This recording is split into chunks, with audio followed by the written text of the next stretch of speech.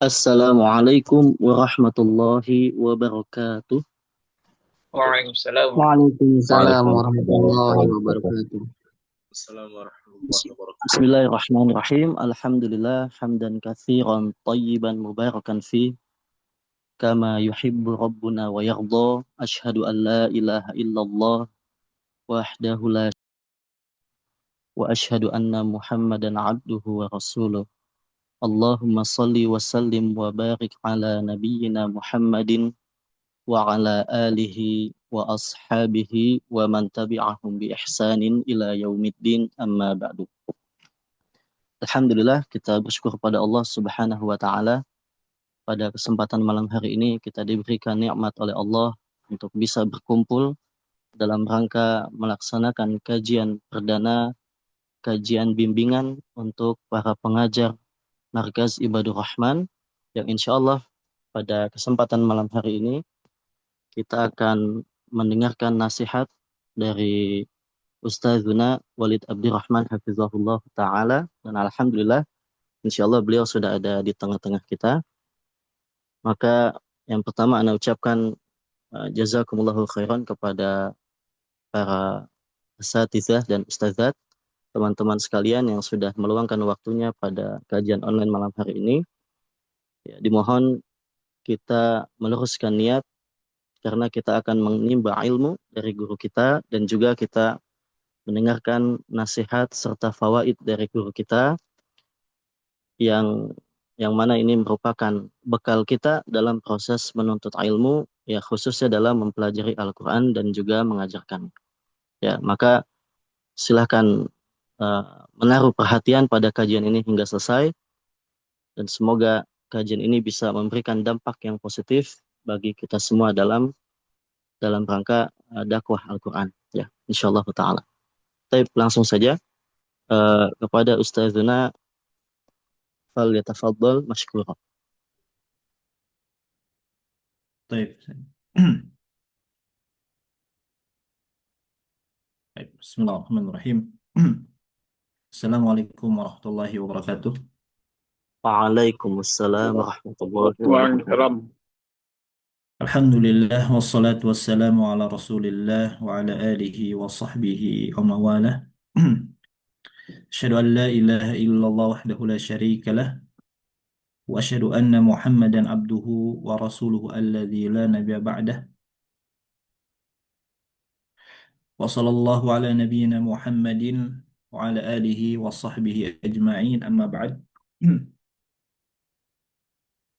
Alhamdulillah di malam ini kita bertemu di dalam majelis Thalabul Ilmi dan Alhamdulillah juga kami bersyukur kepada Allah Subhanahu wa taala. Pertama adalah dengan kita bisa mempelajari bersama-sama ilmu agama, ilmu din, terutama berkaitan dengan Al-Qur'anul Karim, juga motivasi-motivasi bagi kita agar kita nanti lebih semangat kembali, tergugah kembali untuk mempelajari Al-Quranul Karim. Dan yang kedua adalah, Alhamdulillah, kita bisa berkumpul bersama para asatidz Markaz Ibadur Rahman yang dibimbing oleh Ustaz Izzat ya. Nah, mudah-mudahan diberikan keberkahan oleh Allah Subhanahu wa taala, juga kelancarannya di dalam program-program ya dakwah di Markaz Ibadur Rahman. Amin. Dan pada saat ini insya Allah kita akan membahas sedikit ya, yaitu motivasi mungkin berkaitan dengan keutamaan Al-Quran. Ya, ini menjadi basic bagi kita semua, menjadi dasar ya atau alasan yang kuat ya kenapa kita berada di perkumpulan hari ini. Kenapa kita terjun di dalam dunia dakwah, di dalam dunia Al-Quranul Karim. Kita belajar, kita mengajarkan Al-Quran, tentunya bisa lebih kuat lagi ya ketika kita tahu dasar-dasar keyakinan kita, basic kita ya, seperti itu.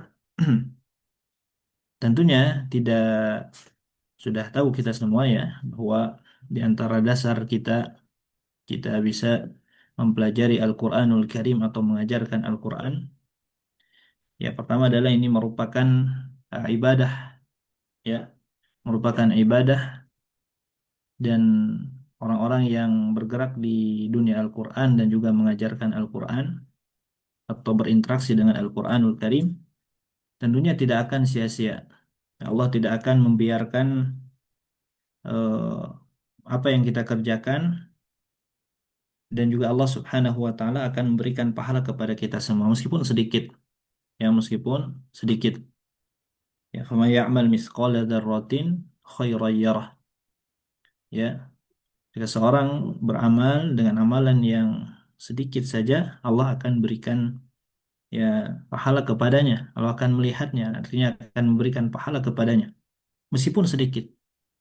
Bahkan perkara dunia saja, perkara yang mubah ketika kita niatkan untuk Allah Subhanahu wa taala untuk ibadah, maka akan bernilai pahala. Sebagaimana yang ditafsirkan oleh Imam Ibnu Katsir ketika menafsirkan ayat tersebut, ya. Beliau mencantumkan salah satu hadis ya dari Nabi Muhammad SAW yang hadis tersebut berkaitan dengan masalah dunia ya, masalah dunia. Nabi mengatakan al-khailu ma'qudun fi nawasibiha al-khairu ila yaumil qiyamah. Nabi memberi kita semua yaitu berkaitan dengan kuda ya. Nah, kata Nabi bahwasannya kuda itu terikat pada ubun-ubunnya, yaitu kebaikan sampai hari kiamat. Ini perkara dunia hanya kuda saja, kendaraan kalau zaman waktu itu. Baik digunakan untuk perjalanan, untuk berperang dan lain sebagainya. Ya, atau digunakan untuk hal-hal yang mubah, ya untuk kegiatan sehari-hari mungkin, atau digunakan untuk ibadah kepada Allah, atau bisa saja kuda tersebut digunakan untuk kemaksiatan. Maka kata Nabi al-khailu salasatun. Kuda itu ada tiga perkara, tiga macam kuda, kata Nabi. Lirrajuli ajrun, bagi seorang bisa menjadi pahala. Ya, lirrajuli satrun, yaitu bagi seorang kuda tersebut bisa menjadi satrun, penutup. Kalau tadi ajrun ketika kuda tersebut kita gunakan untuk ibadah, untuk fi sabilillah, ya, untuk fi sabilillah di jalan Allah Subhanahu wa taala, maka tentunya kuda tersebut akan menjadi pahala yang besar baginya.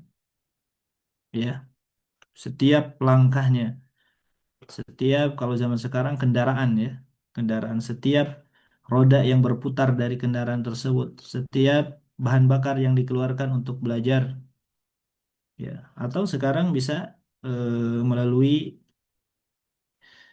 ya media internet dan lain sebagainya, ya seperti itu.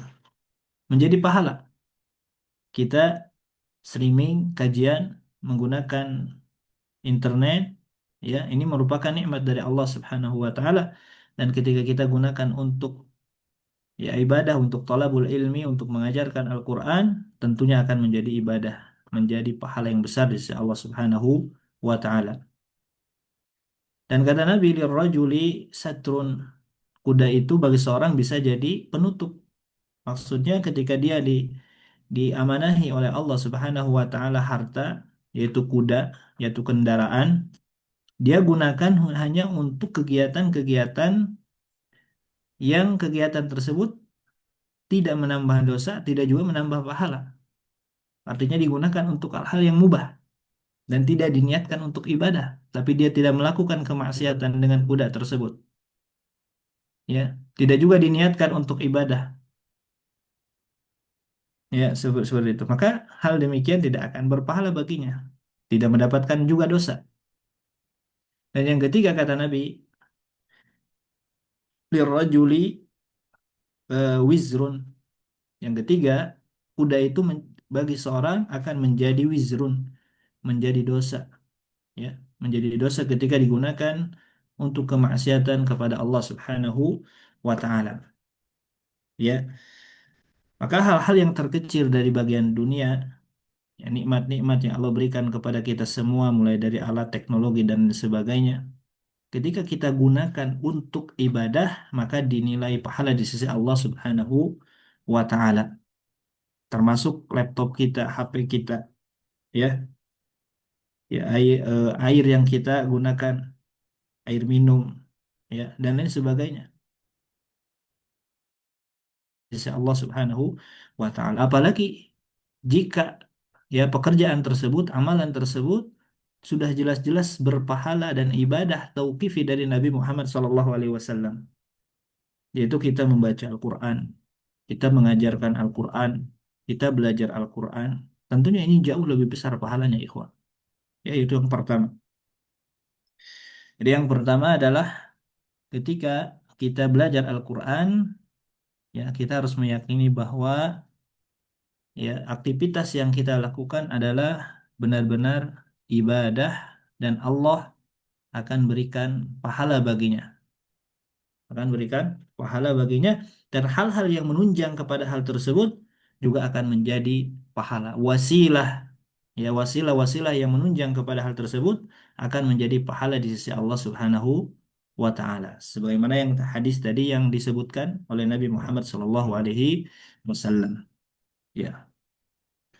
Yang kedua adalah kita juga harus meyakini bahwa ini Al-Quran yang kita pelajari, ya, Al-Quran yang ada di hadapan kita, kita harus yakin bahwa Al-Quran itu dijaga oleh Allah Subhanahu wa taala. Ya, Al-Quran dijaga oleh Allah Subhanahu wa taala. Dan Al-Quran terjaga dari segala kebatilan-kebatilan yang masuk ke dalam Al-Quran tersebut. Allah jaga. Dan itu janji Allah Subhanahu wa taala. Ya, sebagaimana yang disebutkan ya di dalam sebuah ayat, antum bisa lihat ayatnya di dalam surah Fussilat ayat 42, ya. Fussilat ayat 42. Ayat 42.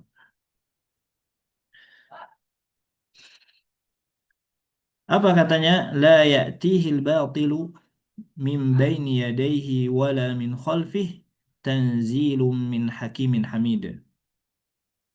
Ya. Allah Subhanahu wa taala berfirman di dalam ayat tersebut, la ya'tihil batilu. Ya. Tidak akan datang kepada Al-Quran tersebut apa, yaitu al-batil, yaitu kebatilan, kebatilan. Maksudnya adalah kata para ulama,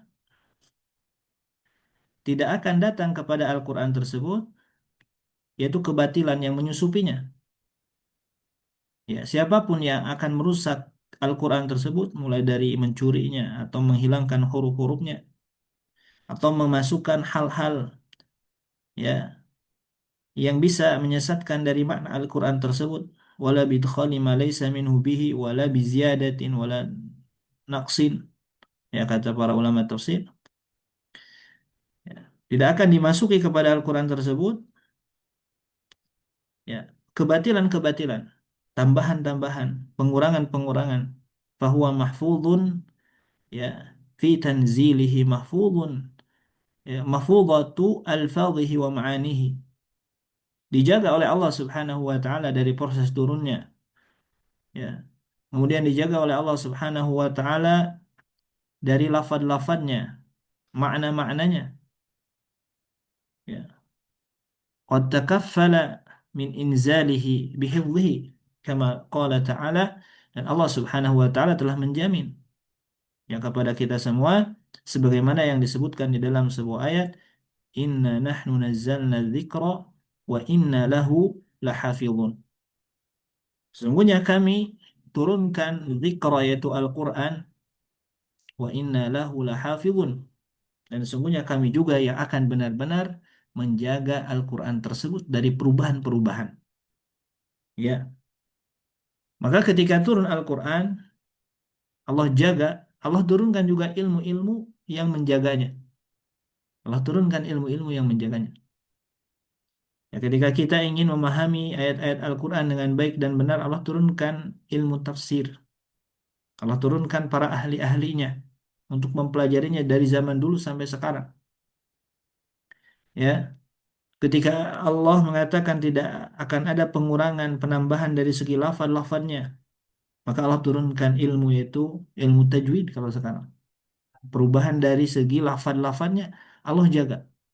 Dan banyak para ahli-ahli Al-Quran, ya, ahli qiraat, ahli tajwid, ahlul ada, yang mempraktekkan, yang mereka hafal Al-Quran, yang menjaga Al-Quran dari kekurangan-kekurangan pengucapan lafaz-lafaznya, ya, dari kejelekan-kejelekan yang dimasuki oleh orang-orang yang benci terhadap Al-Quranul Karim, dari orang-orang yang ingin merubah, ya, pengucapan lafaz-lafaz Al-Quran. Allah jaga, Allah turunkan ilmu-ilmunya, Allah turunkan para penjaganya, para ahli-ahlinya, ya, seperti itu.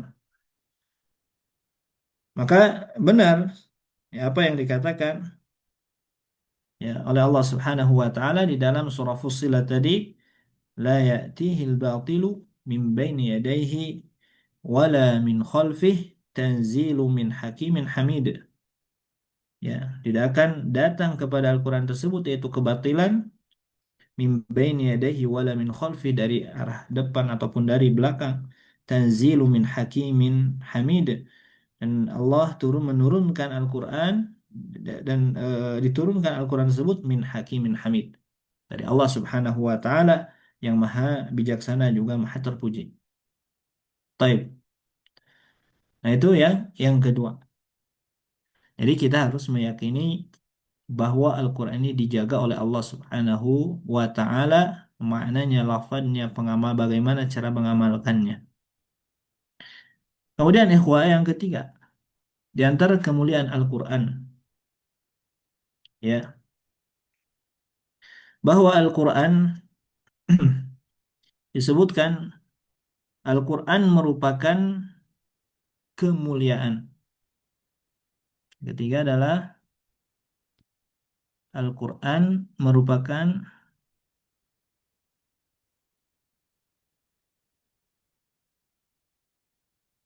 Al-Quran merupakan kemuliaan. Antum bisa nanti cek, ya, ayatnya di dalam surah Az-Zukhruf. Surah Az-Zukhruf.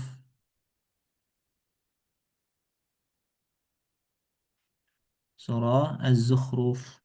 Ya, di dalam surah Az-Zukhruf ayat ke-44, ya. Ayat ke-44. Atau nanti dalam ayat yang lain banyak ayatnya, ya. Di dalam surah Al-Anbiya ayat 10 contohnya. Al-Anbiya ayat 10.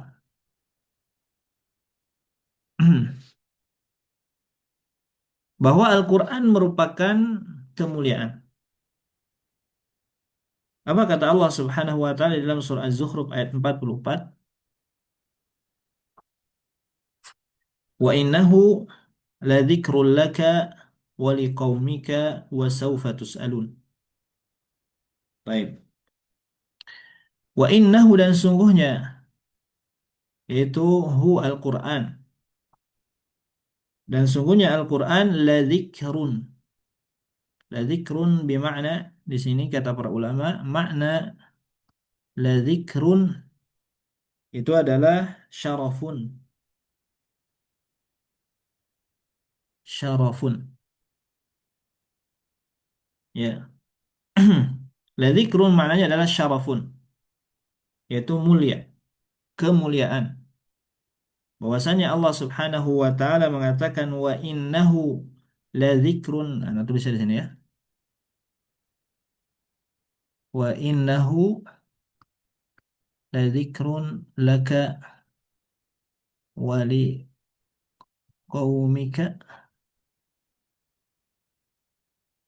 wa saufa tus'alun. Tus'alun.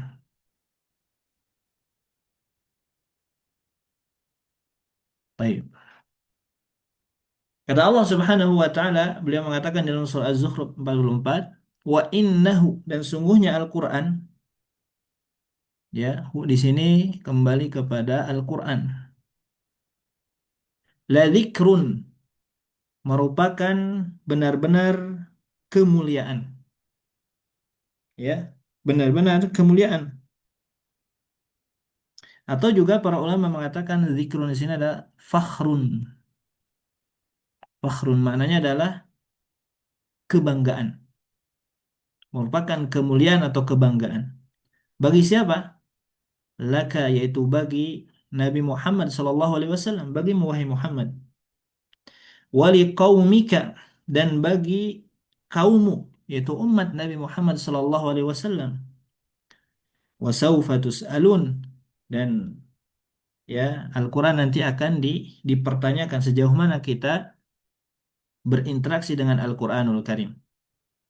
Apakah menjadi penolong bagi kita atau mencelakai kita? Baik. Nah, maka para ulama tafsir mengatakan bahwa di sini ini menjadi ayat, menjadi bukti, ya, menjadi bukti kepada kita semua bahwa orang-orang yang berinteraksi dengan Al-Quran, yaitu Ahlul Quran, orang-orang yang dekat dengan Al-Quranul Karim, ya, di sini disebutkan yaitu Nabi Muhammad SAW, para sahabat, para tabi'in, tabi'ut tabi'in atau umat Nabi Muhammad SAW. Itu akan menjadi zikrun, menjadi kemuliaan baginya. Ya, kata para ulama tafsir yaitu fakhrun lakum, menjadi kebanggaan baginya, bagi umatnya. Ya.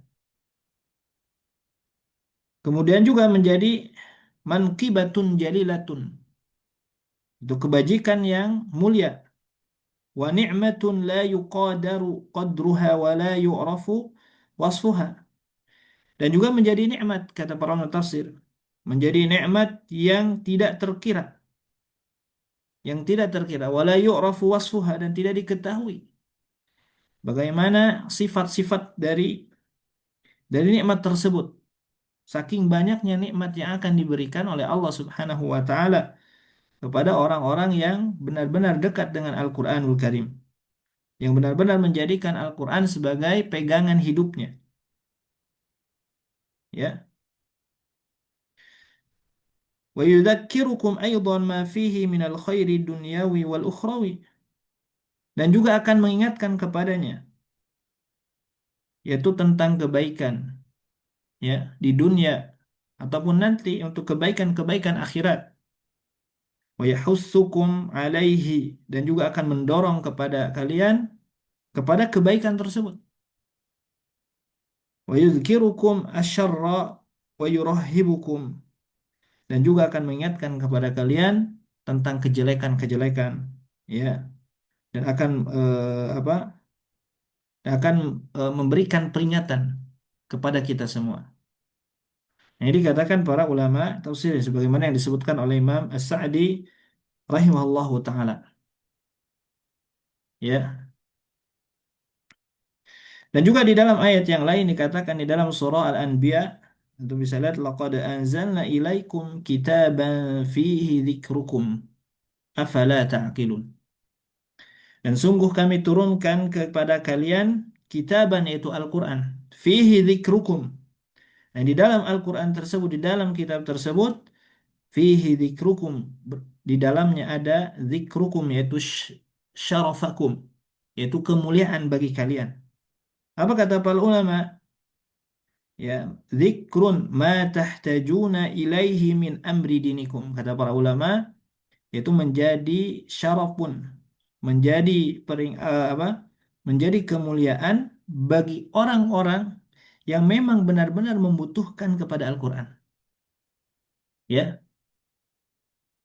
dan bagi orang-orang yang memang dia membutuhkan perkara agama, ya. Jadi bagi orang-orang yang memang benar-benar butuh, benar-benar menginginkan peringatan dari Al-Quran, benar-benar menginginkan kemuliaan dari Al-Quran tersebut,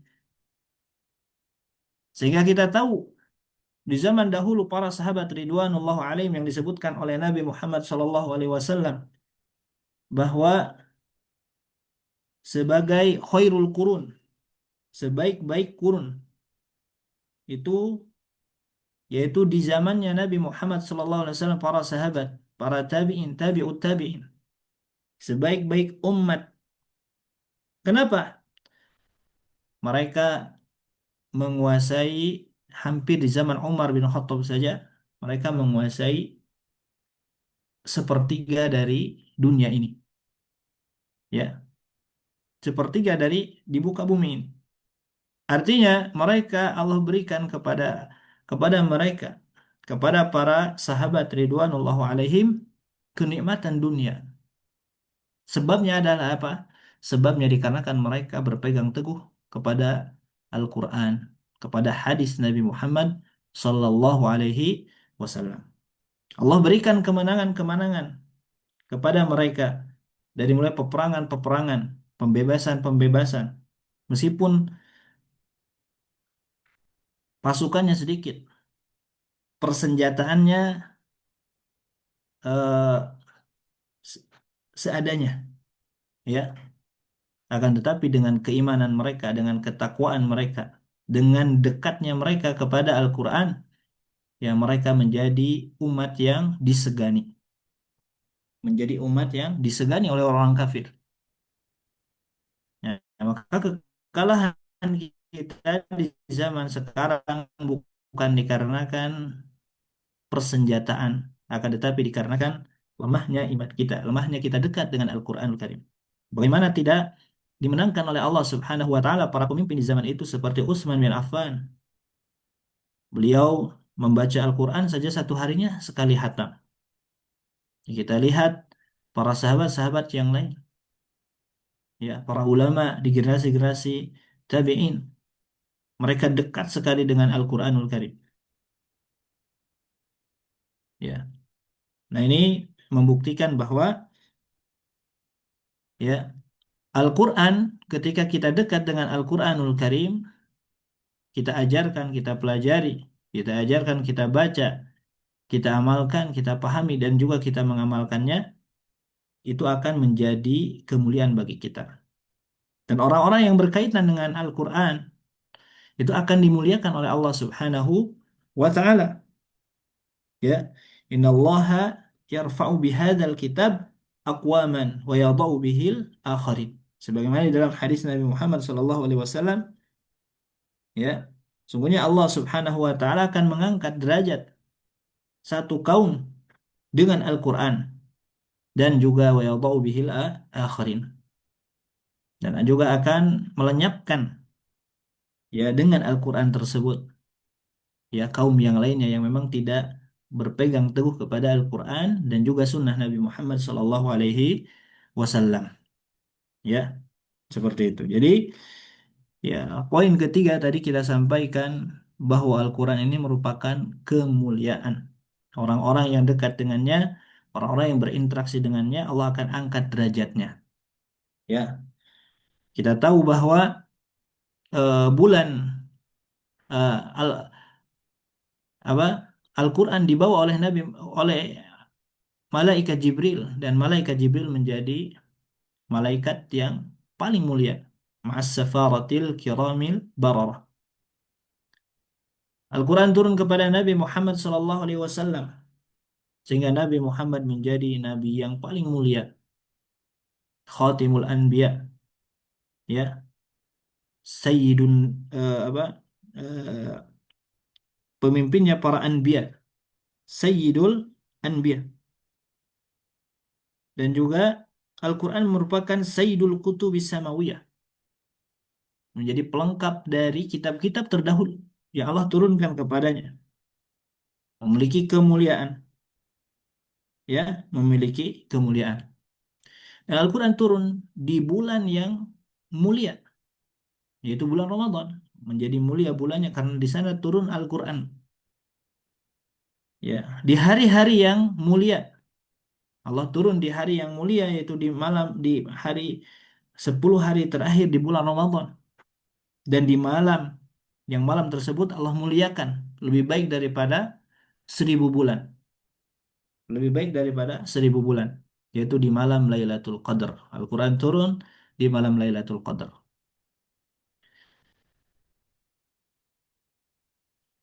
Dan hal tersebut tidak terhenti di zaman Nabi saja, di zaman para sahabat.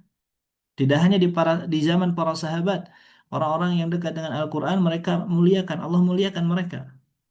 Di zaman sekarang pun berlaku hal tersebut, ikhwah. Ketika kita dekat dengan Al-Quran, kita menjadikan Al-Quran sebagai panduan hidup kita. Kita menjadikan Al-Quran sebagai bacaan nomor satu kita.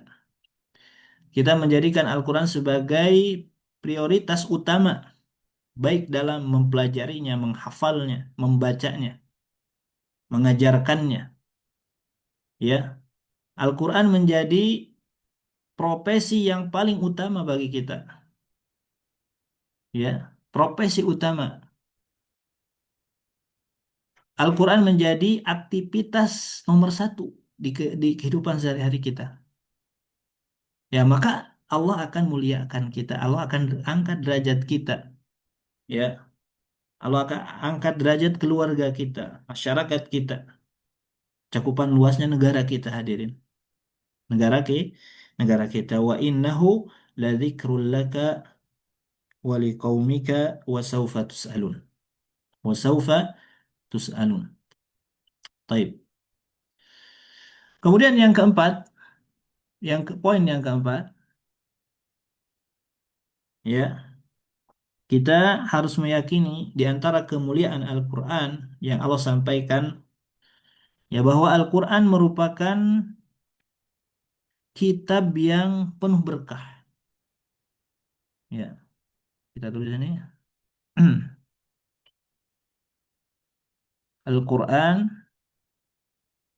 merupakan kitab yang penuh berkah, keberkahan. Taib. Al-Quran adalah merupakan kitab yang penuh keberkahan. Yaitu keberkahan al-barakah, yaitu ziyadatul khair. Ada tambahan kebaikan yang Allah berikan kepada kita. Bukan masalah di banyak atau sedikitnya. Sedikit bisa menjadi berkah. Banyak juga bisa menjadi berkah. Banyak belum tentu berkah. Sedikit juga belum tentu berkah. Nah, tetapi berkah itu Allah tambahkan kepadanya, ditetapkan kepadanya kebaikan dalam hal sesuatu. Sebagaimana yang dikatakan oleh Al-Imam Ar-Raghib, al-barakah hiya subutul khair al-ilahi fi syai'. Tetapnya kebaikan dalam sesuatu. Ya, tetapnya kebaikan dalam sesuatu. Allah tambahkan keberkahan di dalam kehidupannya. Allah tambahkan keberkahan di dalam waktunya. Waktu 24 jam bisa berbeda-beda tergantung keberkahan dari Allah Subhanahu wa taala. Bisa dimanfaatkan 24 jam, terkadang orang tidak bisa memanfaatkannya, hanya berleha-leha bermalas-malasan. Tetapi dengan waktu 24 jam sehari, ternyata ada orang yang menulis kitab berjilid-jilid. Ya, para ulama rahimahumullahu taala, dengan waktu yang sama mereka bisa menghasilkan karya-karya mereka yang besar, yang pengaruhnya besar terhadap perkembangan zaman, ya, kaum muslimin, ya, secara umum. Al-Imam Ibnu Katsir, ya, Imam Qurtubi, ya, atau imam-imam yang lainnya yang memang mereka bergerak di dalam Al-Quran. Lihat karya-karya mereka, ini salah satu bentuk keberkahan yang Allah berikan terhadap waktunya. Dan kita tidak bisa melakukannya terkadang. Ada orang yang diberikan waktu yang sama, dia bisa menghatamkan Al-Quran berkali-kali. Ya, bisa menghatamkan Al-Quran berkali-kali. Dan kita tidak bisa melakukannya terkadang. Maka keberkahan itu nanti terjadi di dalam berbagai aspek. Ya, di dalam waktu, di dalam kesehatan. Ada orang yang diberikan tambahan kesehatan, umur bahkan oleh Allah Subhanahu wa taala, dikarenakan mereka mempelajari Al-Qur'an. dikarenakan mereka mempelajari Al-Quran. Sebagaimana yang dikatakan oleh para ulama, wa ahlul Quran yamta'una biuqulihim walau talat a'maruhum wa katsirun min a'immatil qiraat jawazu tis'in wa uqulihim ma'ahum. Ya, ternyata ada para ulama, diceritakan oleh para ulama bahwa ya banyak di antara para ulama ahli Al-Quran, ahli qiraat yang mereka umurnya panjang sampai 90 tahun, 100 tahun dan tidak merasakan yang namanya pikun. Karena yuqalu sebagian mengatakan inna abqan nas uqulan qurra'ul Quran. Sungguhnya manusia yang paling ya memiliki akal ya yang menetap padanya yang Allah berikan kepadanya apa? Para pembaca Al-Quran. Ya. Jadi para pembaca Al-Quran itu ya, mereka Allah berikan umur tambahan, mereka berikan kekuatan pikiran, daya pikirnya kuat, ya, tidak merasakan penyakit pikun seperti itu. Juga para ahli salaf mengatakan man hafizal Quran mutti'a bi aklihi. Barang siapa yang menghafal Al-Quran, maka ia akan dikaruniakan kenikmatan. Ya. Kemudian juga di antara kisah di zaman dahulu, ya, yaitu dari segi waktu tadi kita jelaskan ya, dari segi waktu Allah berikan tambahan, ya waktunya kepada mereka bisa melakukan aktivitas ini dan itu, ibadah-ibadah mereka lengkapi. Itu dikarenakan mereka berinteraksi dengan Al-Quranul Karim. Sebagaimana ya yang pernah dikatakan oleh para ulama, Ibrahim bin Abdul Wahid Al-Maqdisi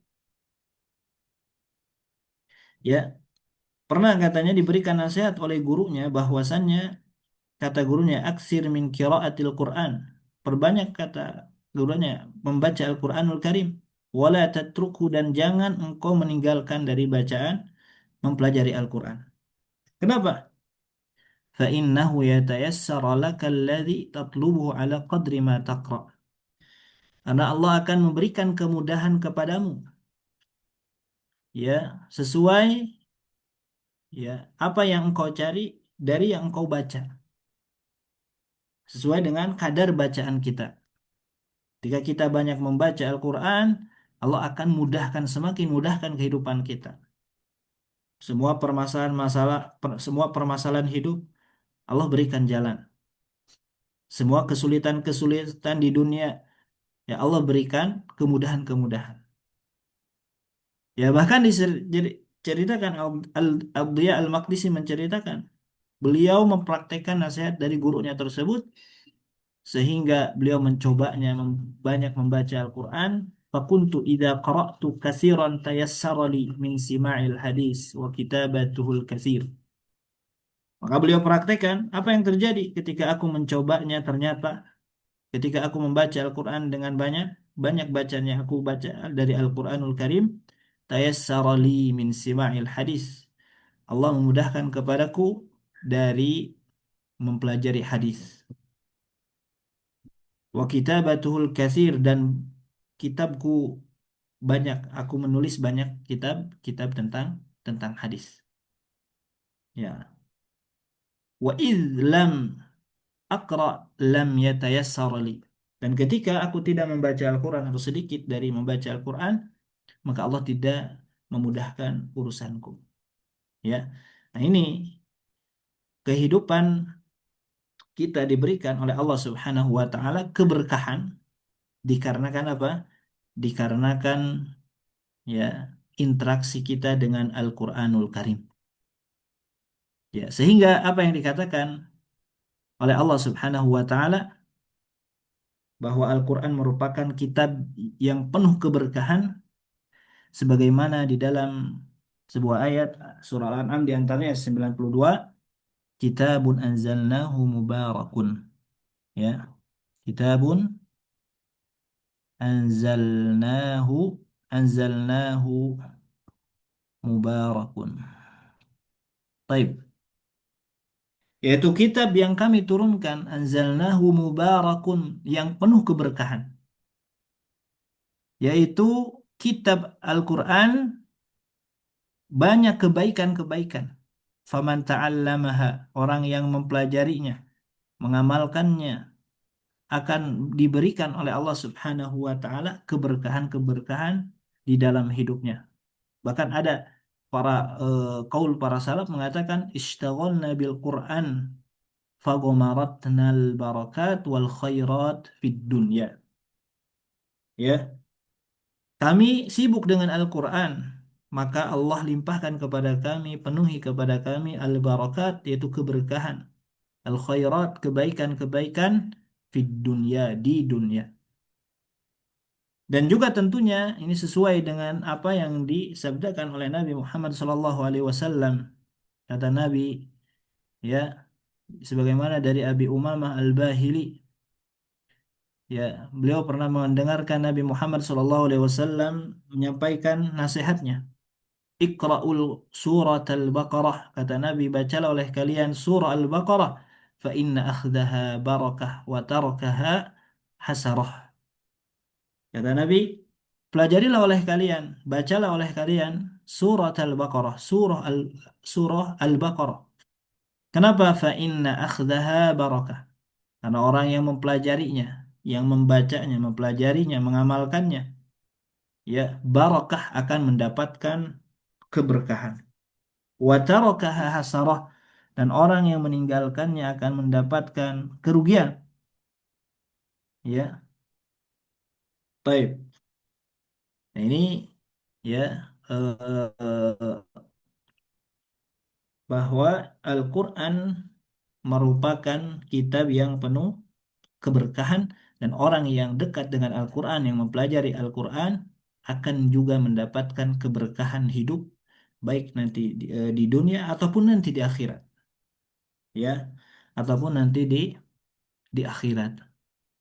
Ya, tentunya kita tahu hadis Nabi Muhammad SAW, orang-orang yang berinteraksi dengan Al-Quranul Karim itu akan mendapatkan banyak pahala dari huruf yang dibacanya, ya, dari ayat-ayat yang dipelajarinya, dari ayat-ayat yang diajarkan kepada kaum muslimin yang lainnya. Baik. Nah, itu yang poin yang keberapa, ya? Yang keempat, ya. Yang keempat. Kemudian poin berikutnya adalah poin kelima, ya. Al-Quran adalah fadlullah.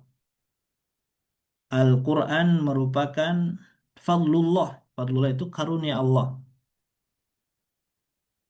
Al-Quran merupakan karunia dari Allah Subhanahu wa taala, atau fadlullah. Al-Quran merupakan karunia Allah Subhanahu wa taala. Ya, sebagaimana juga di dalam sebuah ayat, dikatakan, bisa antum lihat di dalam surah Yunus, ya. Di dalam surah Yunus ayat ke 58. Yunus ayat 58. Apa kata Allah kepada Nabi Muhammad SAW? Ini menjadi dalil bahwa Al-Quran ini merupakan fadlullah, karunia Allah Subhanahu wa taala, yang harus kita berbangga dengannya. Harus bersyukur dengan adanya Al-Quran tersebut. Kita tidak boleh pesimis, minder dari orang-orang kafir. Ya, ya, meskipun harta kita sedikit. Kenapa? Karena kita memiliki Al-Quranul Karim. Ya, taib. Apa yang dikatakan oleh Allah Subhanahu wa taala kepada Nabi, kul, ya, bifadlillahi wa birahmatihi wa birah wa birahmatihi. fabidzalika bidzalika falyafrahu huwa khairum falyafrahu huwa khairum mimma yajma'un. Itu bisa lihat di surah Yunus ayat 58. Apa kata Allah kepada Nabi Muhammad sallallahu alaihi wasallam? Qul, katakanlah wahai Nabi, ya, bifadlillahi, dengan karunia Allah Subhanahu wa taala dan rahmatnya. Nah, di sini garis bawah ya. Di sini dikatakan bifadlillahi, dengan karunia Allah Subhanahu wa taala. Maka para ulama tafsir menafsirkan yang dimaksud dari fadlullah di sini adalah, ada yang menafsirkan maksudnya ada al-iman, ya. Ada yang mengatakan fadlullah di sini adalah Al-Quran. Juga ada yang mengatakan sunnah Nabi Muhammad SAW. Sunnah Nabi Muhammad SAW, ajaran Nabi Muhammad SAW. Dan mana-mana tersebut saling terkait. Tidak ada yang keliru, saling terkait di dalam tafsir. Ya, bahwa kita tahu Al-Quran ini merupakan karunia Allah yang Allah berikan kepada Nabi Muhammad SAW. Yang tidak boleh kita menyia-nyiakan Al-Quran tersebut. Baik ya. Maka Al-Imam Ibnu Katsir rahimahullah mencantumkan salah sebuah kisah, ya, ketika menafsirkan ayat tersebut. Beliau cantumkan kisahnya Umar bin Khattab radhiyallahu an. Ya, ketika itu Umar bin Khattab radhiyallahu an diberikan oleh seorang banyak sekali unta, ya, dari Irak. Lama qudima, ya, khurrajul Iraq ila Umar radhiyallahu an, kharaja Umar wa maulan wa maula lahu fajala Umar ya'uddul ibil. Maka diberikan kepada Umar radhiyallahu an, yaitu unta. Kemudian Umar keluar melihat unta tersebut dan menghitung unta tersebut karena saking banyaknya unta yang diberikan kepada Umar bin Khattab radhiyallahu an. Ya, maka Umar mengatakan alhamdulillahi rabbil alamin, dari, ya, pemberian Allah rizki kepada Umar radhiyallahu an. Beliau mengucapkan alhamdulillah, segala puji bagi Allah Subhanahu wa taala. Dan hamba sahanya Umar radhiyallahu an, beliau mengatakan berbeda dengan Umar bin Khattab, wa yaqulu maulahu hadza wallahi min fadlillahi wa rahmatih. Hamba sahanya Umar radhiyallahu an malah mengatakan, ya, fadlullahi wa rahmatih.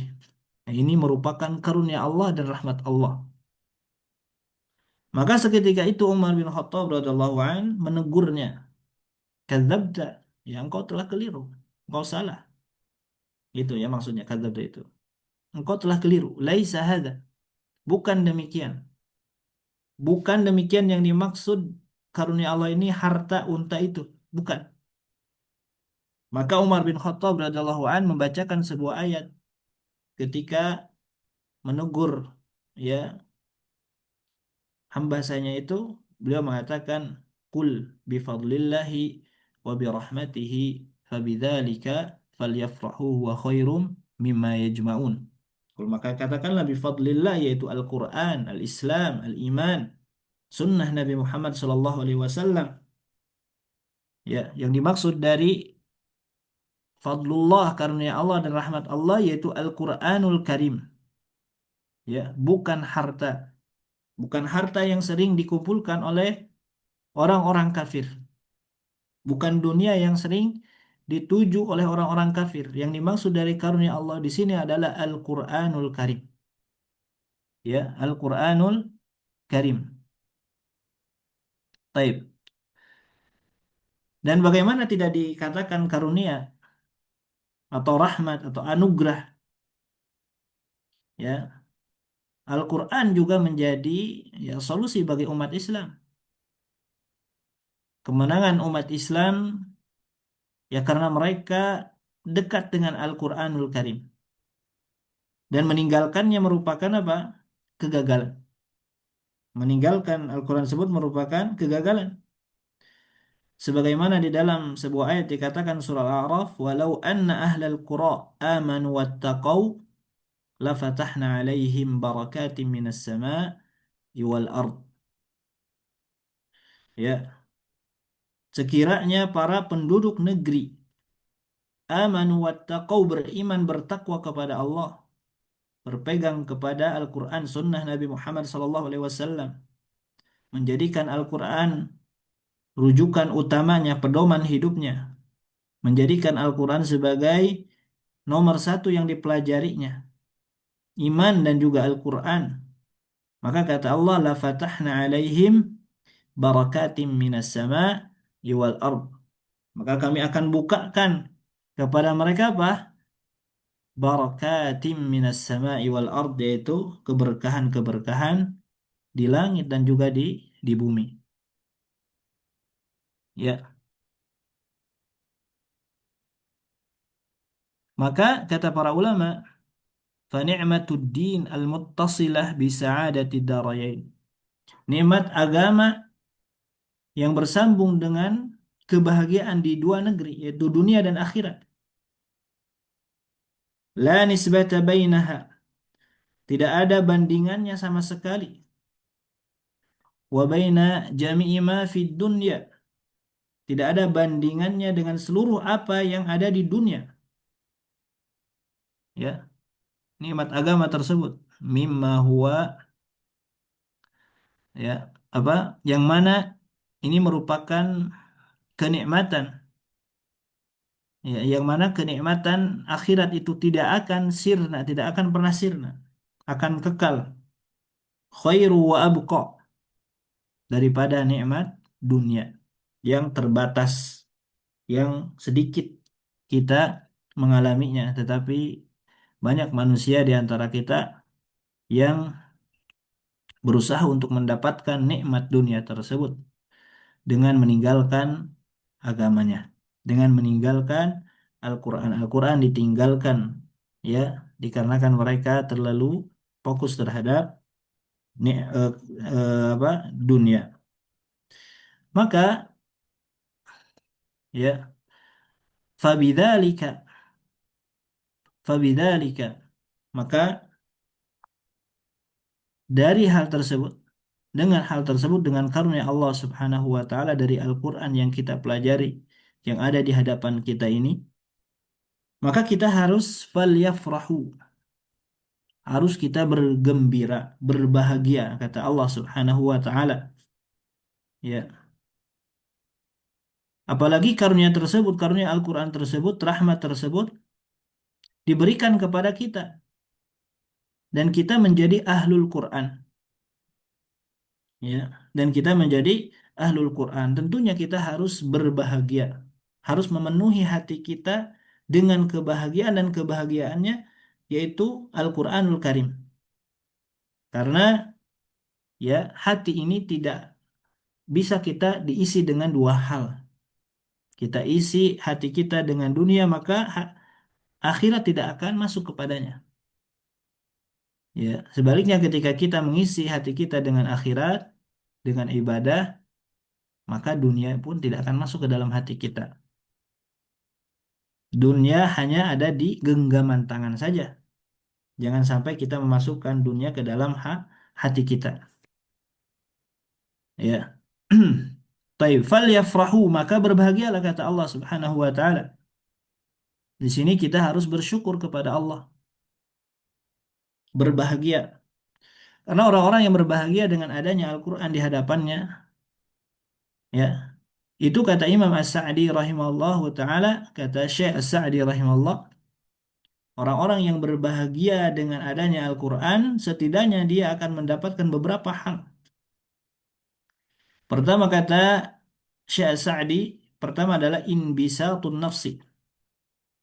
Pertama akan mendapatkan apa, lapangnya jiwa. Lapangnya jiwa kita. Jiwa kita tenang, lapang. Ya. Wa nasyatuha, kemudian akan muncul semangat, muncul semangat hidup di dunia untuk beribadah kepada Allah Subhanahu wa taala. Wa syukruha lillahi taala, juga akan bersyukur kepada Allah Subhanahu wa taala. Semakin kita bersyukur, semakin bersyukur kepada Allah. Ya. Kemudian apa lagi kata Syekh Sa'di, wa quwwatuha, dan juga akan mendapatkan bisa menguatkan jiwa, kuat jiwanya, kuat jiwanya, sabat. Ya.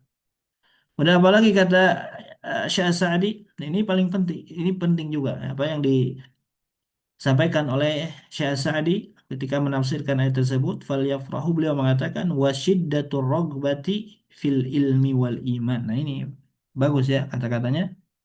Maka kata beliau, orang yang mereka berbahagia dengan adanya Al-Quran itu bisa memperbesar kesungguhan hasrat mereka terhadap ilmu. Nah, gitu. Jadi ketika kita ingin semangat menuntut ilmu, ya kita harus meyakini dulu, harus bahagia dulu, harus senang dulu Al-Quran yang ada di hadapan kita. Ya, ketika kita ingin menghafal, kita harus senang dulu. Senang apa? Senang membacanya dulu. Orang yang tidak senang membaca, jangan harap antum bisa menghafal dengan sempurna. Ya, dan orang yang ingin memahami, ingin mengamalkan, tentunya yang mereka sudah baca dan juga sudah mengamalkannya.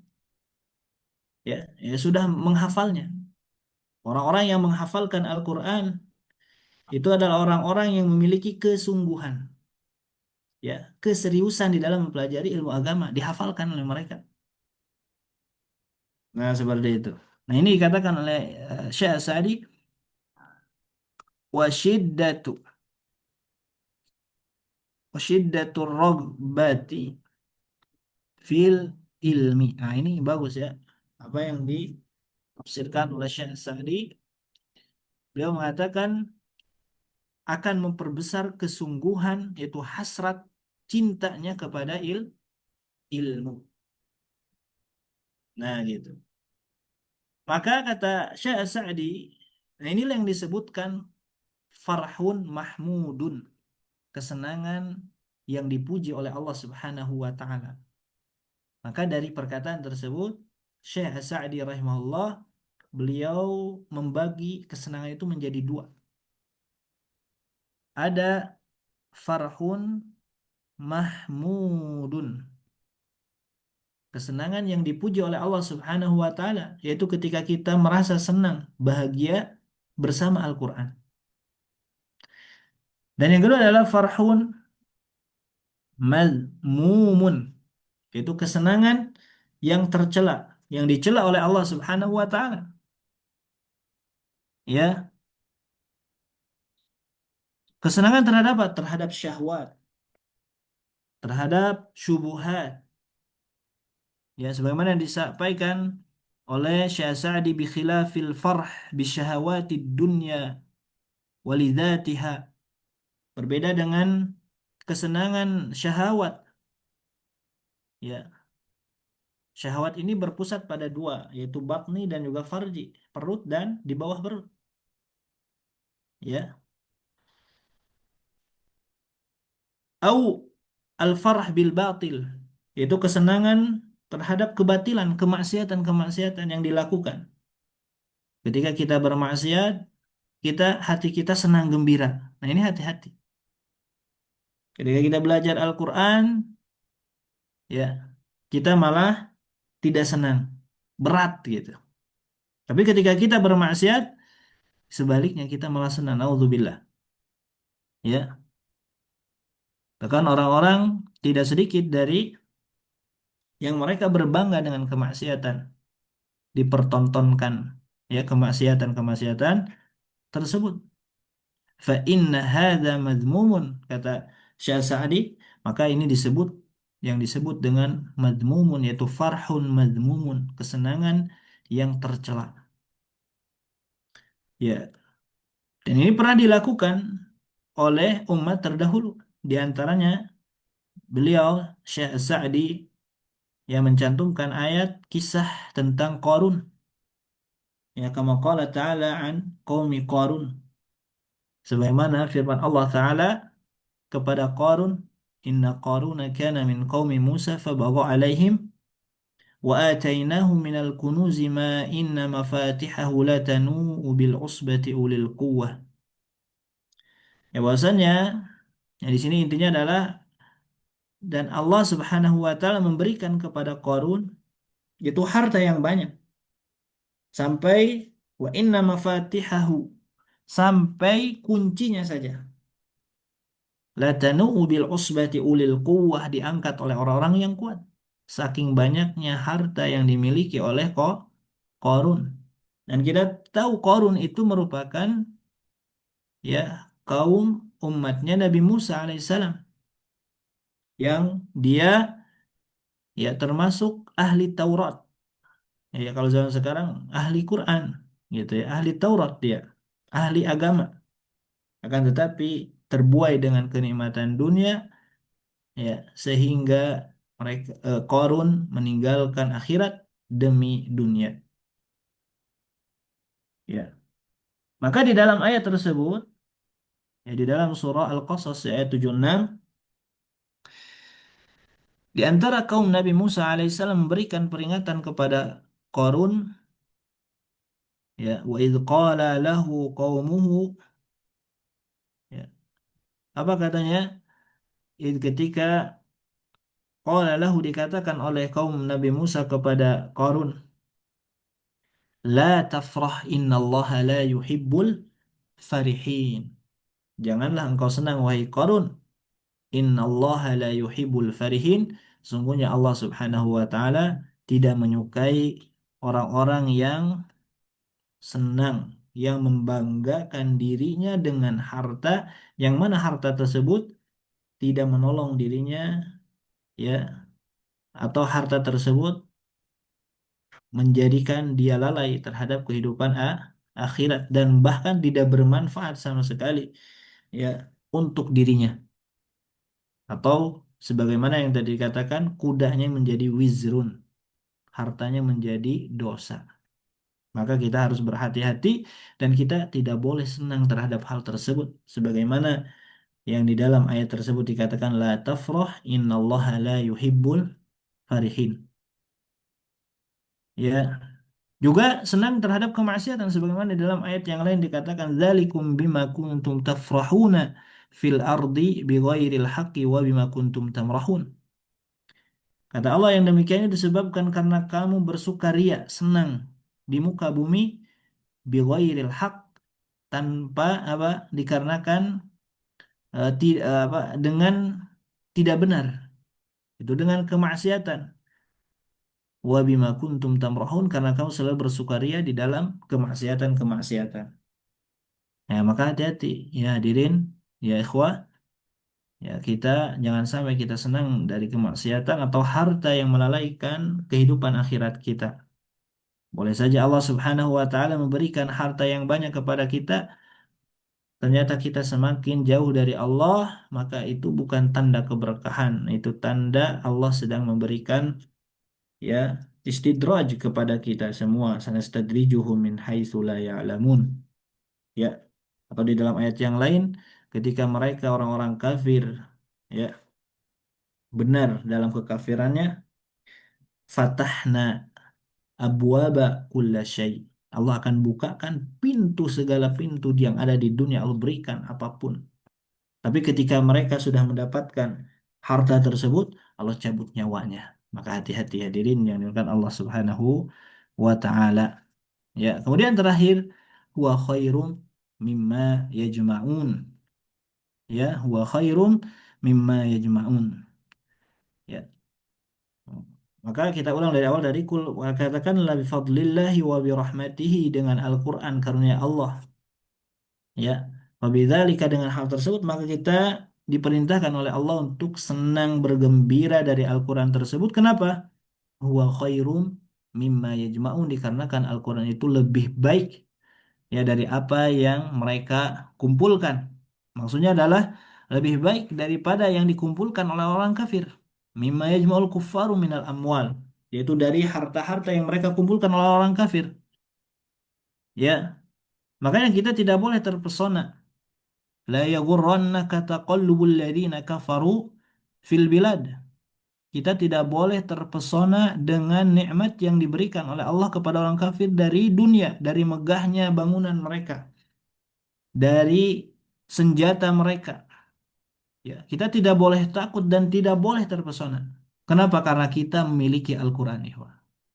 Kita tidak boleh terpesona dengan bacaan-bacaan yang orang-orang kafir ya menyebarkannya untuk merusak kaum muslimin. Karena kita memiliki bacaan yang terbaik, yang mulia, yaitu Al-Quran. Ya, seperti itu.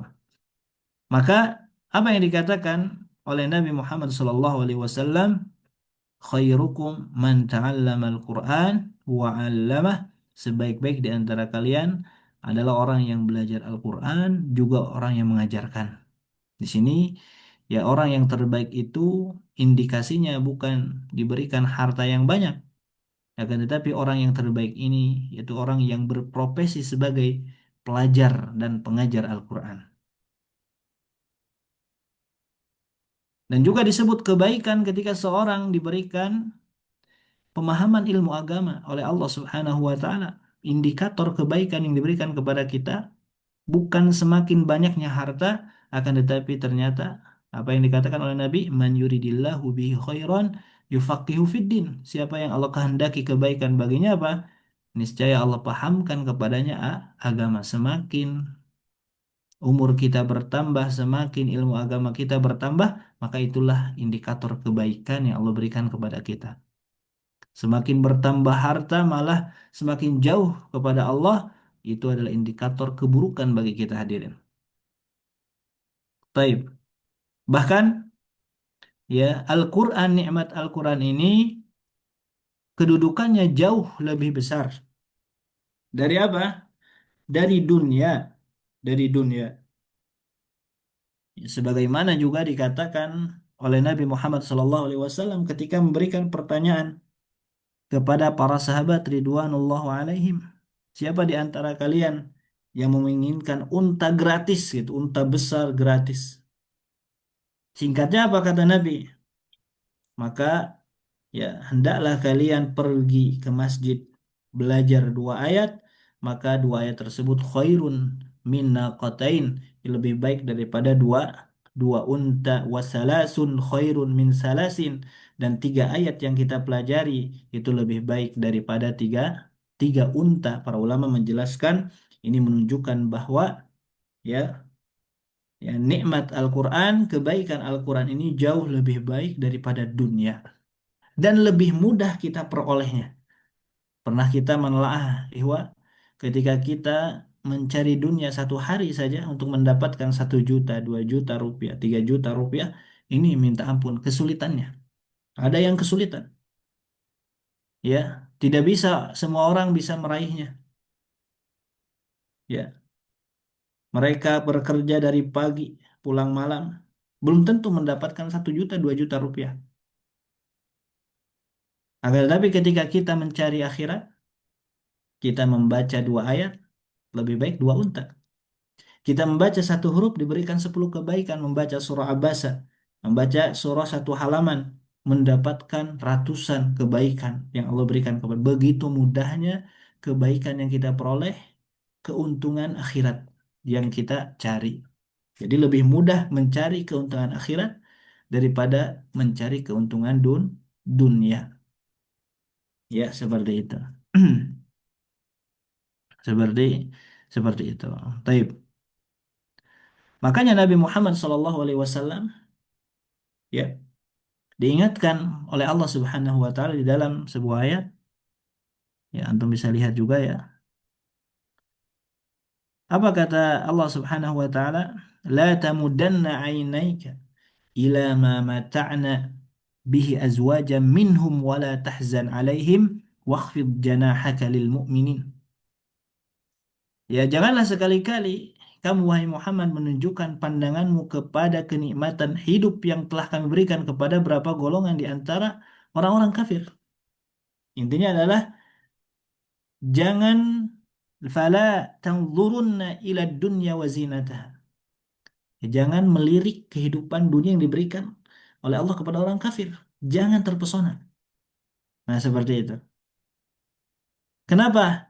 Ternyata di dalam ayat tersebut wala tamuddanna ainaika ila ma mata'na bi azwajin minhum, di ayat sebelumnya menjelaskan tentang waqad ataina waqad atainaka sab'an minal masani wal Qur'anil azim. Maka Imam Ibnu Katsir menafsirkan dari dua ayat tersebut, kama atainakal Qur'an al-azim, sebagaimana yang telah kami berikan Al-Qur'an kepadamu wahai Muhammad. Intinya adalah, wahai Muhammad, kami telah berikan kepadamu Al-Quran. Maka jangan la tanzuranna ila dunya wazinatiha. Maka janganlah engkau melirik, melihat, ya, memandang kepada dunia dan perhiasannya yang Allah berikan kepada orang-orang kafir. Kenapa? Karena engkau telah diberikan Al-Quran gitu. Sab'an minal masani surah Al-Fatih, yaitu Al-Quranul Azim. Nah, gitu ya. Ini menunjukkan bahwa nikmat, ya, Al-Quran ini merupakan nikmat yang tidak bisa kita hitung, yang tidak bisa kita hitung, tapi terkadang kita menyia-nyiakannya. Wal baqiyatus salihatu khairun inda rabbika thawaban wa khairun amala. Bahkan disebutkan di dalam ayat yang lain, wal baqiyatus shalihat, yaitu amalan yang akan kekal, yaitu amalan-amalan salih, khairun inda rabbika, itu lebih baik di sisi Rabbmu, thawabau wa khairun amala, menjadi pahala dan sebaik-baiknya pengharapan. Sebaik-baiknya apa? Pengharapan. Nah, itu saja mungkin yang bisa disampaikan, yang motivasi bagi kita semua, dan mudah-mudahan kita terus, ya, berinteraksi dengan Al-Quranul Karim, ya, baik yang sudah lancar, yang belum lancar di dalam proses belajar Al-Quran, atau yang sudah menjadi pelajar atau pengajar Al-Quran. Nah, kita terus saja berinteraksi Al-Quran, karena yang dituntut oleh Allah Subhanahu wa Ta'ala itu bukan bisa atau tidak, bukan hafalan yang banyak atau sedikit, ya, bukan yang paling fasih atau tidak fasih. Yang dituntut oleh Allah Subhanahu wa Ta'ala yaitu interaksi kita dengan Al-Quranul Karim. Ya, wa'bud rabbaka hatta ya'tiyakal yakin. Maka, ya, kita beribadah kepada Allah Subhanahu wa Ta'ala sampai datangnya al-yaqin, yaitu kematian.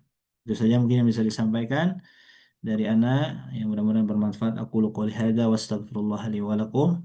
Wassalamualaikum warahmatullahi wabarakatuh.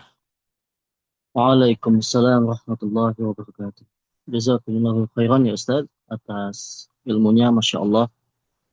Banyak sekali faidah ya yang bisa kami dapatkan, ya, dan semoga membuat, ya, semakin bertambah semangat, ya, dan juga semakin tergugah, ya, untuk beribadah dan juga berharap pahala dari Al-Quran ini, dari mempelajarinya, ya, mengamalkannya dan mengajarkannya, ya, dan juga, ya, untuk bisa meraih kemuliaan dan keberkahannya, ya.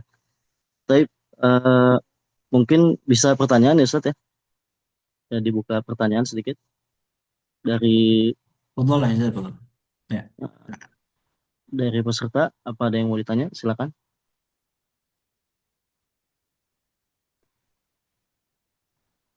Silakan kalau ada yang mau ditanya, eh, langsung ke Ustadz boleh. Nyalakan mikrofonnya.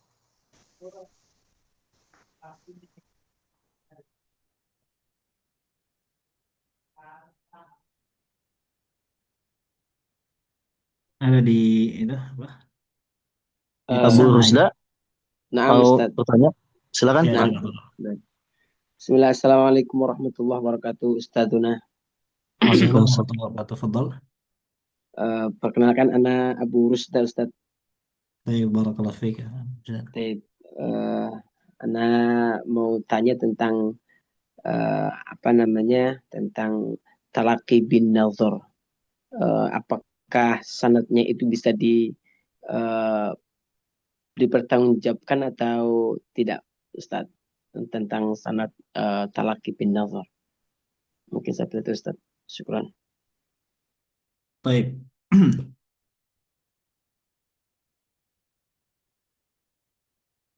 Baik, barakallahu fiik kepada yang bertanya, alhamdulillah.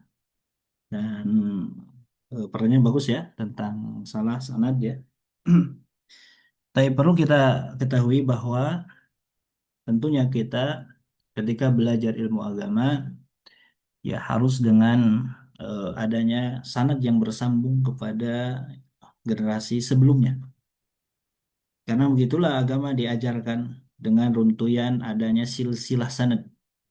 Silsilah sanad. Namun perlu kita pahami bahwa sanad yang ada pada saat ini di antara tujuan adanya sanad periwayatan di dalam Al-Quran itu di antara tujuannya selain ya periwayatan Al-Quran sebagaimana yang sudah bersambung kepada Nabi yaitu bacaan-bacaan yang mutawatirah yang ada 10 itu qiraat.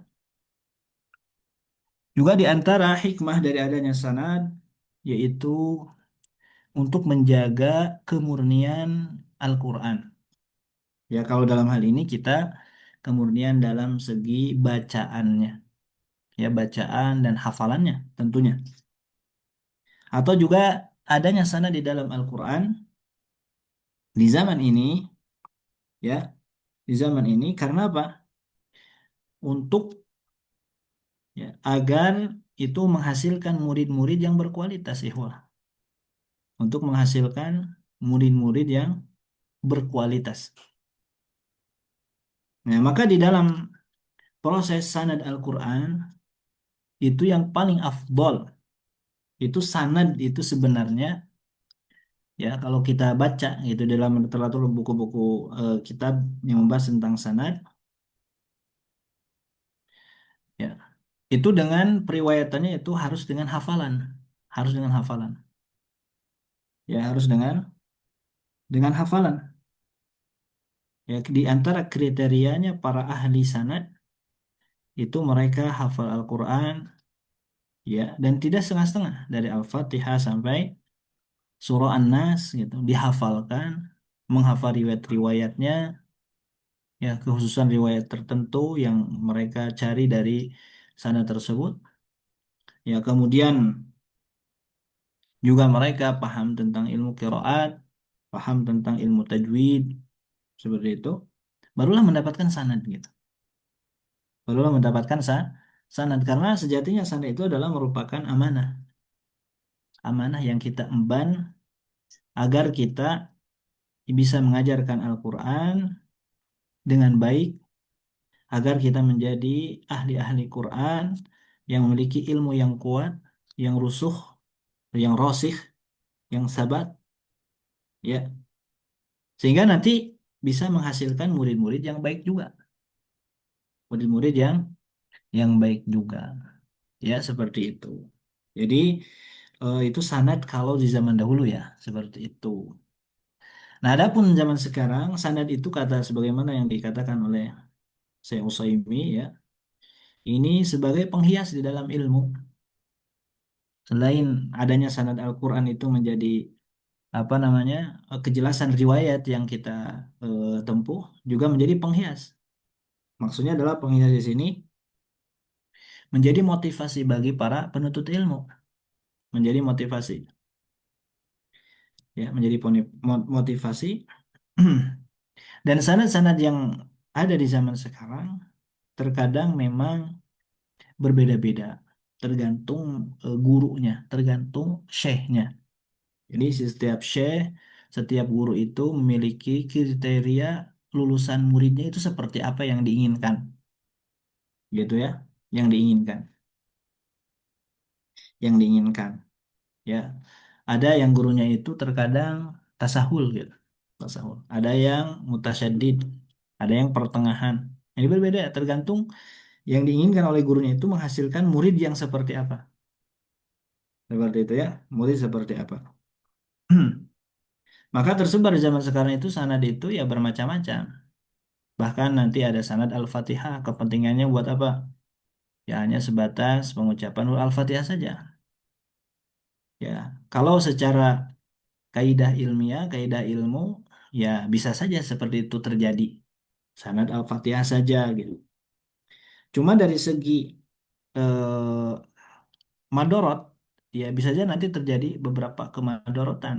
Di antaranya banyak orang-orang di zaman sekarang itu yang berbangga-bangga dengan yang diperoleh sanadnya, gitu ya.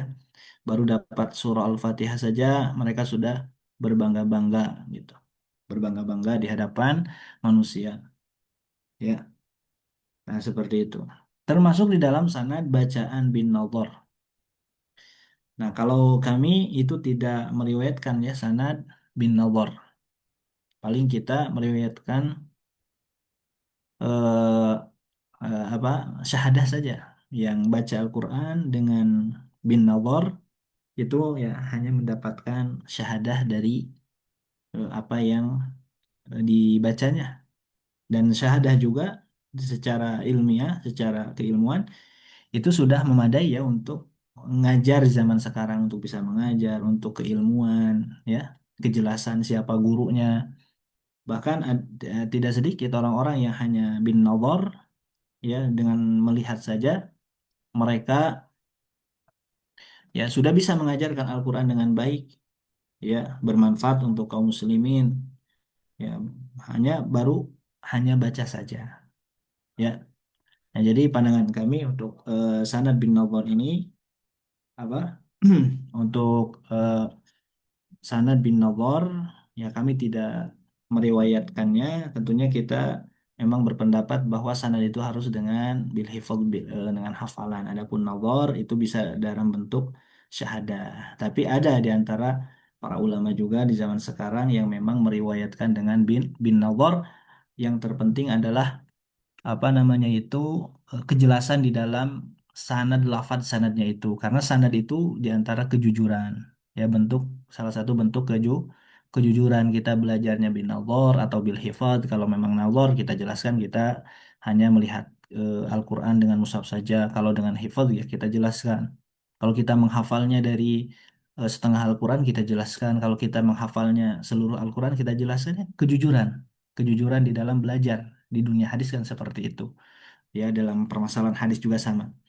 ya ada yang mendapatkan setengah ada yang hafalannya mungkin ada yang tidak mungkin ya ada yang hafalannya mungkin menjadi hadis yang sahih ya ada yang diriwayatkan oleh banyak orang ada yang sedikit ada yang dua orang satu orang ya ada yang memalsukan yang bilangnya guru fulan tapi ternyata dia bukan gurunya atau tidak menerima dari gurunya seperti itu. Ada yang mengaku-ngaku gitu ya. Ada yang mengaku-ngaku saya murid fulan padahal belum pernah belajar. Nah, sanad itu buat itu juga, buat bukti ya, buat bukti kejelasan ilmiah kita belajar dari siapa dan ijazah sanad itu akan bermanfaat kalau memang guru kita sudah wafat.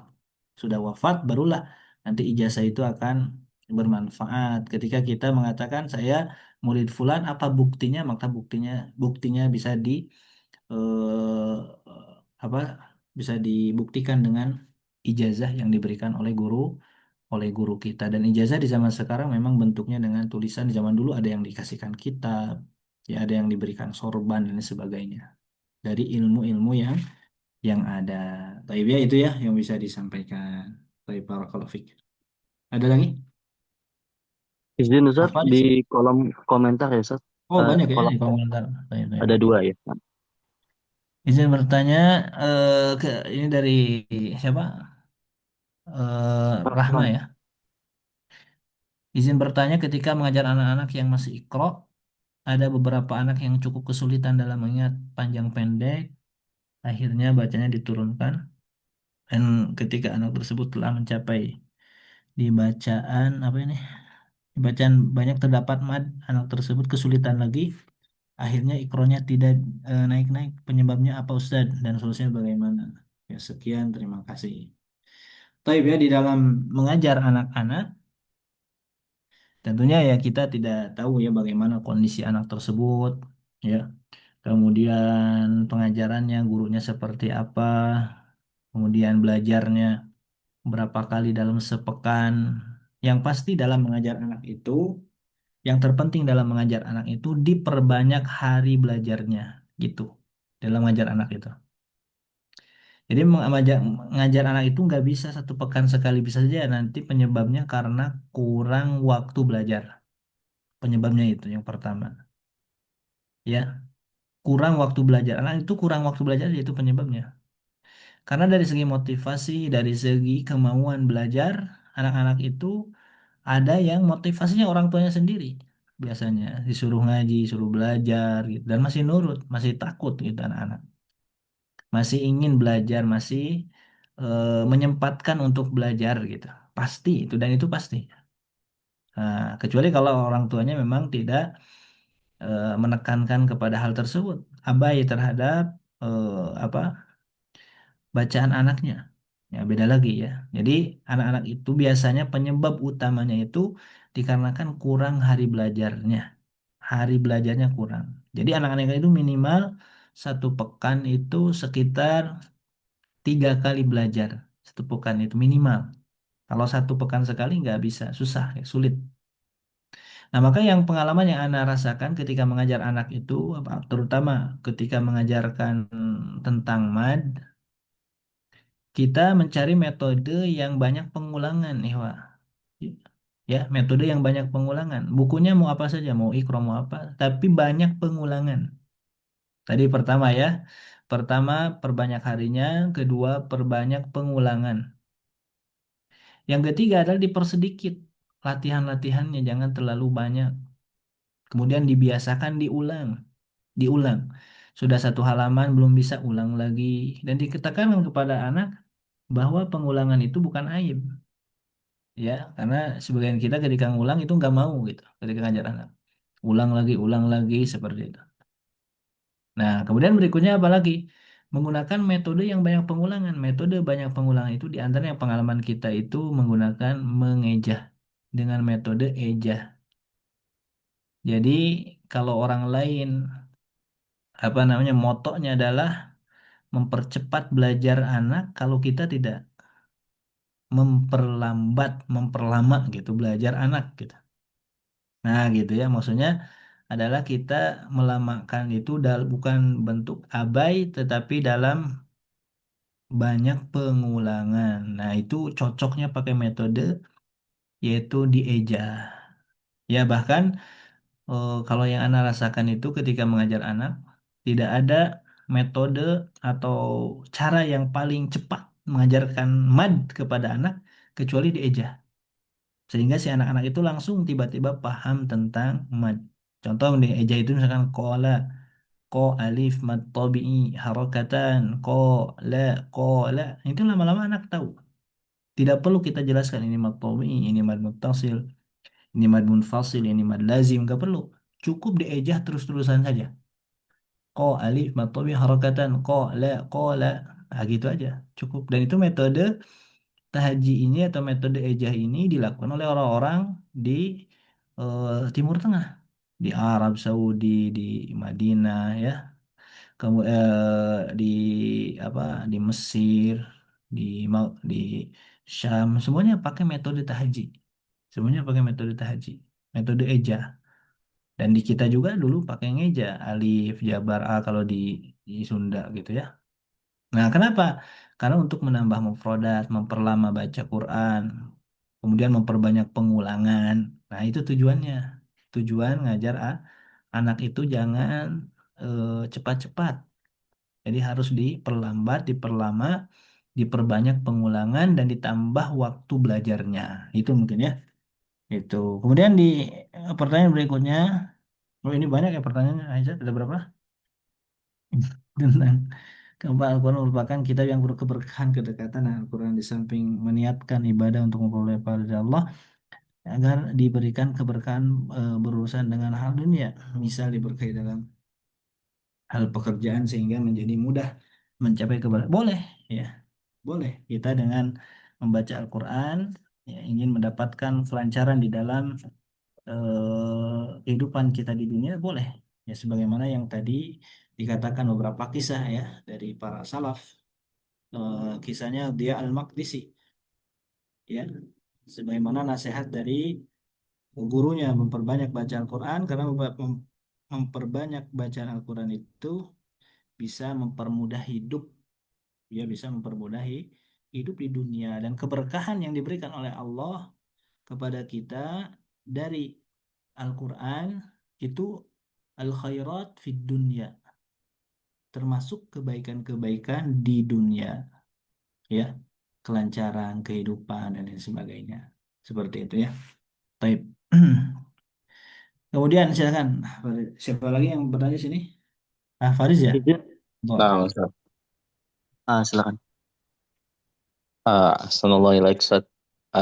Izin tanya untuk tips menghafal, Ustaz, bagi yang mungkin mulai menghafalnya di bukan di usia muda, kemudian juga mungkin nggak merasakan pesantren gitu, Ustaz.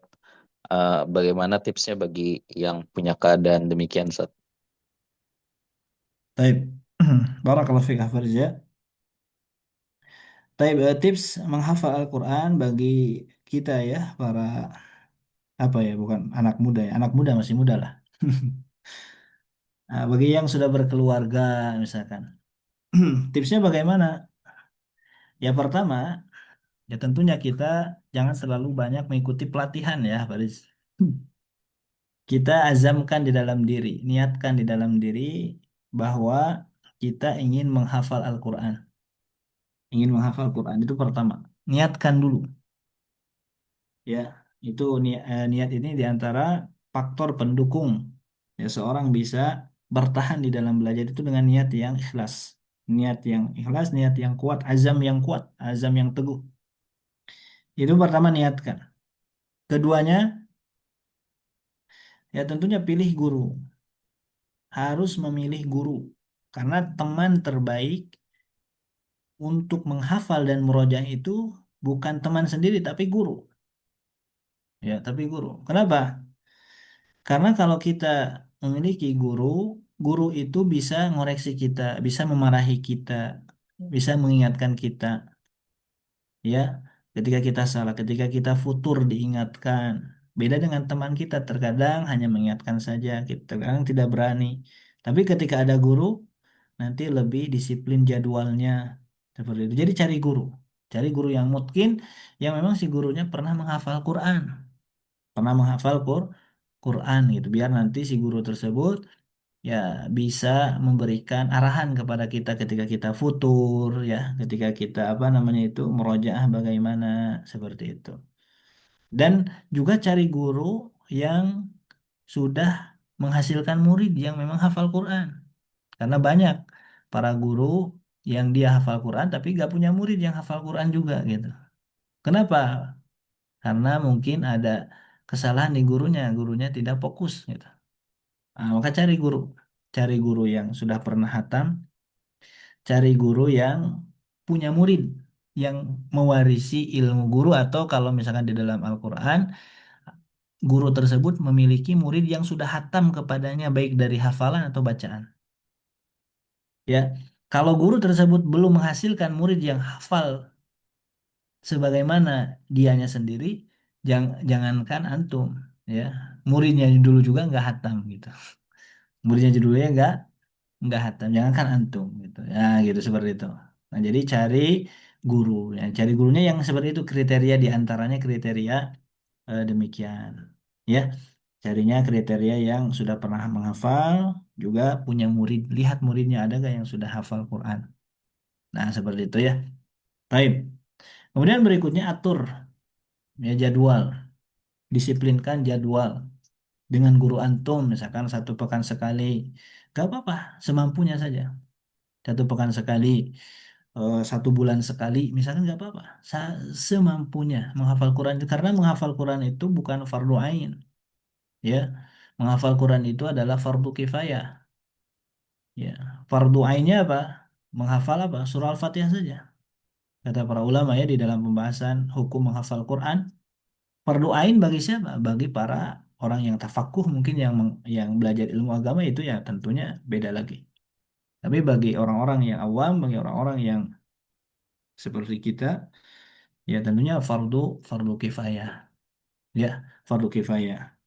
Maka kita semampunya belajarnya, mampunya berapa. Bahkan disebutkan kalau kata Syekh Al-Ajurri di dalam kitabnya, nah, itu bisa baca ya di dalam kitab Akhlak Hamalatil Quran tentang adab bagi para murid kepada gurunya. Di sana dijelaskan oleh Syekh Al-Ajurri, ketika memilih guru, kemudian harus nurut kepada gurunya. Ketika gurunya misalkan apa eh, kita harus tahu kita harus tahu kadar kemampuan diri kita sendiri dalam proses menghafal. Kata Syajuri, ketika kita mampunya 5 ayat, ya kita 5 ayat saja dulu. Bahkan kata beliau, setorkan 5 ayat yang sudah mungkin saja kepada guru kita. Jangan menambah ketika kita belum bisa memutkinkannya. Ya, kalau bisa 5 ayat, 5 ayat. Kalau sudah bisa, mampu, kata Syajuri, lebih dari 5 ayat, maka kita minta dengan penuh adab kepada guru kita. Minta, dibujuk guru kita. Ketika guru kita memberikan izin, alhamdulillah.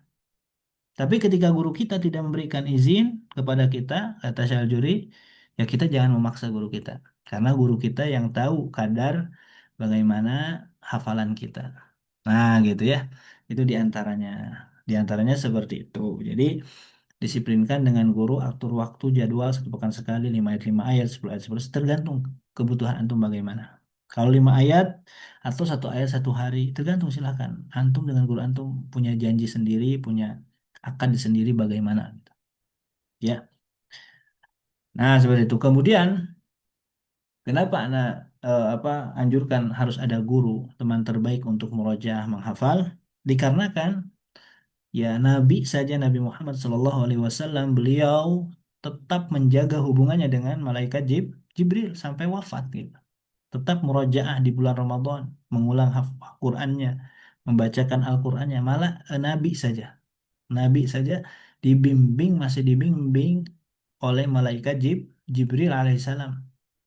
Ya apalagi kita lepas dari guru, ya kita kadang berleha-leha.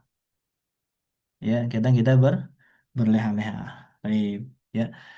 Nah, itu mungkin dari teknis ya yang kita pelajari. Nanti bisa diperlengkap lagi kalau kita baca Akhlak Hamalatil Quran yang dijelaskan oleh Syekh Al-Ajuri rahimahullahu taala. Nah, tapi yang paling inti dalam proses menghafal Quran itu dua saja. Persedikit jumlah hafalan, perbanyak pengulangan. Ya, perbanyak pengulangan. Ya, dalilnya jelas ya. Dalilnya jelas ya. Kenapa orang-orang kafir menanyakan kepada Nabi Muhammad SAW bahwa Al-Quran itu kenapa tidak diturunkan jumlah wahidah, tidak diturunkan secara sekali, sekaligus. Kadzalika linusabbita bihi fuadak wa ratalnahu tartila. Begitulah Al-Quran diturunkan secara beransur-ansur, sedikit-sedikit, beransur-ansur, kadang 1 ayat, kadang 2 ayat, kadang 5 ayat, kadang 10 ayat, kadang satu surah. Dan paling banyak ayat turun kepada Nabi itu kata para ulama 5 sampai 10.